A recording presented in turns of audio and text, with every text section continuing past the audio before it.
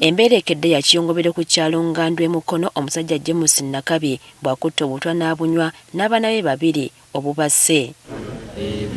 Kigambibwa nti James Nakabi okuwa abaana obutwa obuzibu bwavudde ku mukazi we Viola Tumusiime kunoba. Sawa 3 we natandikidde nze okuwulirira nga galiki banze sijja kisazaamu kwa kye nawuliddenga nga mpulira galiki awunyo w'amaanyi. Mpulira omusajja ng'agira ng'ekyo sawuni bweto gyakaaba bweto.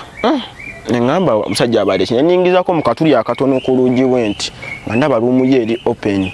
Ne mugamba soko genda okebera olabe oyampisa okebera nagenza osanga ng'omusajja ali awo wansi ali kusesema bintu bya bbulaaka.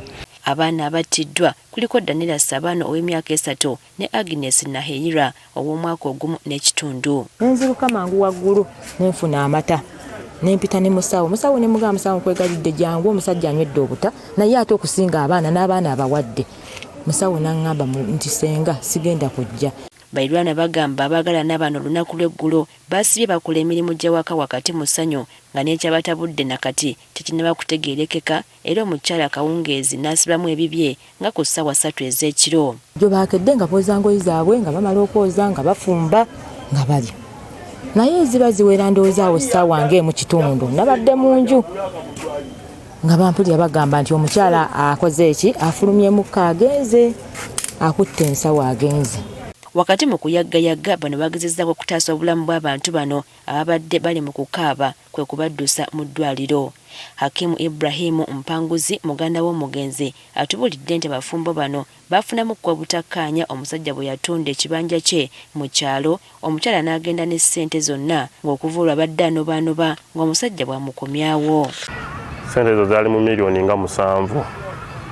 Kati mu kufuna ssente ezo nasemba okumanya nti baafuna obutakkaanya n'omukazi ng'omukazi agenze ne ssente ezo. Era omukazi mu kugenda ne ssente ezo bamala ne bakkaanya nga bw'omanya eby'abakazi n'abasajja yamala n'akomawo.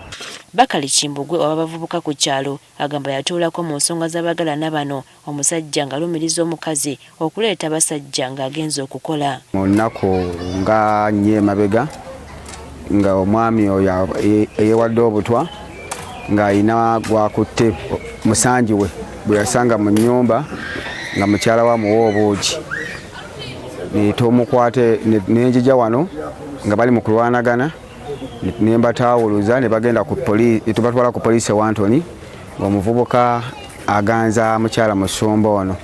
Kimbugwe alabudde ku ky'abasajja abakuliridde okwagala abawala abato ate ne balemererwa okubasanyusa. Abasajja tuwase emyaka gyaffe kubanga nze kyendaba nti obuzibu buvudde omukyala abadde muto myaka nga 22 omwami ng'ali myaka nga 48.